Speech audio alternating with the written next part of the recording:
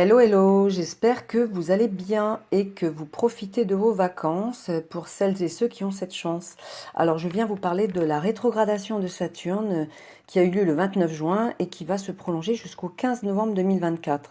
Alors, rien d'exceptionnel puisqu'elle a lieu tous les ans, mais surtout, c'est qu'elle nous permet d'avancer progressivement vers notre réalisation. Elle nous permet de revisiter certaines choses, de gérer des événements qui ont été mis en suspens ou qui ont besoin d'être redirigés, on va dire ça comme ça. Les périodes de rétrogradation doivent toujours être considérées comme des périodes de transition, de réflexion. C'est vraiment pour aller vers des changements en profondeur. Donc ce sont des délais, ou plutôt, je dirais plutôt des rendez-vous obligatoires, ou le mot est plus approprié, rendez-vous obligatoires, pour une réorientation de la conscience et aussi de nos actions en cours. On pourrait résumer comme, en fait, quand une planète est en marche directe, elle nous met à disposition l'énergie, on la dirige vers l'extérieur, et une planète rétrograde met cette même énergie à notre disposition, mais de manière intériorisée, donc pour une intégration, une recherche intérieure. Alors, je vais juste dire deux, trois mots sur les fondamentaux qui sont gérés par Saturne et par Neptune, hein, qui maîtrise les poissons. Donc, Saturne, c'est Chronos, qui maîtrise le temps. Euh, Neptune, le maître des poissons, donc gère Dieu Dieu des mers et des océans. Saturne va être associé à la discipline, aux responsabilités, aux structures. Donc il représente les leçons de vie que nous devons apprendre, les limites que nous devons respecter. Donc c'est comme un enseignant en fait. Et d'ailleurs il nous récompense aussi quand on a bien travaillé. Donc ça c'est la récolte qu'on peut avoir avec Saturne. Une fois qu'on a dépassé les défis et les épreuves, et une fois qu'on a mûri et qu'on a grandi. Donc en astrologie karmique, Saturne, c'est le gardien du karma, accompagné de Pluton d'ailleurs, le deuxième maître du karma, qui est rétrograde en ce moment en Verseau, et qui continue sa rétrogradation jusque dans les derniers degrés du Capricorne. Donc Neptune, on va toucher là à une inspiration intuitive, une sensibilité extrême, l'imagination, les rêves, l'idéalisme. C'est une connexion avec notre inconscient. Donc en poisson, Neptune est en domicile, donc très puissante, hein. Donc Neptune, c'est aussi le maître des illusions. Donc attention, les confusions, le flou, c'est difficilement explicable cette planète parce que c'est vrai que elle est difficilement palpable. Ça représente aussi l'inconscient collectif, mais surtout, ça représente aussi, en tout cas dans un thème natal, on peut regarder où elle va nous inciter à dissoudre les frontières de l'ego pour être plus en connexion avec le grand tout, hein, parce qu'on va parler aussi d'amour inconditionnel avec Neptune. C'est quand même l'octave supérieure de Vénus. Alors, ce que je voudrais rajouter pour décrire un petit peu le signe des poissons, c'est que le dernier signe du zodiaque va représenter la purification et la libération des cycles karmiques.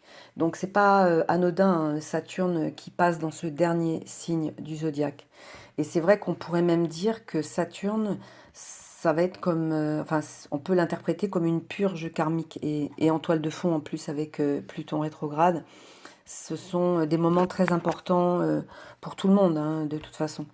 Alors, c'est vrai que depuis mars 2023, quand Saturne est arrivé en Poisson, on a été incité à nous interroger euh, plus profondément sur les réalisations qui sont liées à notre nœud nord, hein, notre boussole cosmique, on va dire ça. Est-ce qu'on est toujours dans notre nœud sud ou est-ce qu'on va voir en face vers ce qui nous est demandé? Notre âme, elle nous demande d'aller vers le nœud nord. Est-ce qu'on suit un petit peu l'appel de notre lune noire ou est-ce qu'on reste, enfin, est-ce qu'on fuit dans Priap en face? Voilà, j'avais fait un audio sur la lune noire et sur l'axe des nœuds lunaires qui sont en Bélier-Balance, donc je vous remettrai les liens dans la description. Mais là, on travaille vraiment sur le relationnel et sur notre structure intérieure, là aussi avec Saturne. Donc là, la rétrogradation de Saturne, évidemment, va nous limiter, donc va nous ralentir, on va redécouvrir un petit peu nos structures intérieures, on va reconsidérer aussi notre personnalité, donc c'est une opportunité de réflexion, de croissance personnelle. Et c'est vrai que toutes ces périodes de rétrogradation nous permettent de revisiter un petit peu le cycle passé. Donc vous pouvez aussi vous questionner à ce que vous avez compris depuis novembre, je crois que c'était novembre 2023, la dernière fin de rétrogradation de Saturne en Poisson. Et en fait, est-ce que vous avez laissé partir les bagages karmiques? Est-ce que vous avez dissous quelques schémas inconscients négatifs pour retrouver une sérénité intérieure, hein? Et tout ça, c'est des questions qu'il faut se poser pour voir notre avancement. Je pense qu'on a encore une bonne année de bilan euh, pour épurer certaines choses et pouvoir se réapproprier nos rêves. Parce que c'est vrai que on peut avoir beaucoup de doutes aujourd'hui, beaucoup de peurs encore qui sont présentes. Et c'est vrai que Saturne va être le garant de cette réalisation, je pense, quand il va rejoindre Neptune en Bélier. Ça, c'est pas tout de suite, mais ça sera mi-février 2026, en conjonction exacte au 0 degré Bélier. Par contre, il y aura quand même une approche entre mars 2025 et février 2026, donc on va avoir des petits allers-retours. Mais je pense que si on a bien travaillé, nous pourrions être récompensés. Ça pourrait être cette conjonction, ça pourrait être la récompense, ça pourrait être la concrétisation de quelque chose qu'on a pu commencer à mettre dans nos, comment dirais-je, dans nos intentions en début mars, enfin mars 2023. Voilà, donc ça parlera pour chacun de nous dans un secteur, c'est-à-dire ça dépendra dans quelle maison ce Saturne a démarré en Poisson dans votre thème. Donc, au risque de me répéter, essayons de transcender nos parts d'ombre ou au moins de mieux les comprendre, de les conscientiser, d'être en conscience. C'est déjà plus facile, je dirais. Il y a moins de souffrance.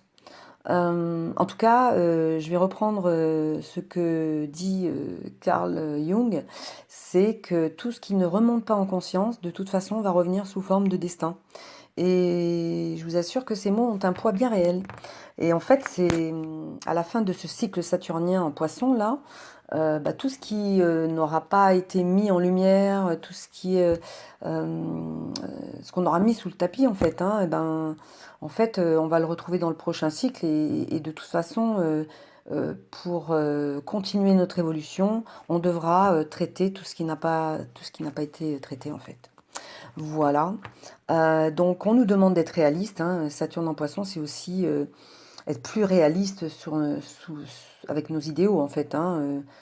C'est vrai que Neptune, on peut être aussi beaucoup dans l'illusion d'avoir des objectifs un peu trop grands, ou voilà. Donc il y a un plus grand réalisme à avoir avec cette rétrogradation.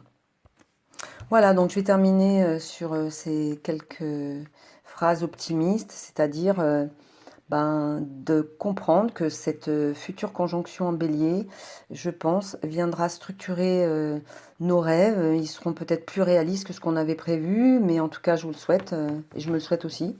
Encore une petite année de bilan et de travail à faire là sur ces 6 prochains mois déjà. Enfin, et alors, je n'ai pas parlé des aspects que va former Saturne pendant cette rétrogradation, et je pense notamment à un carré exact à Jupiter vers la mi-août.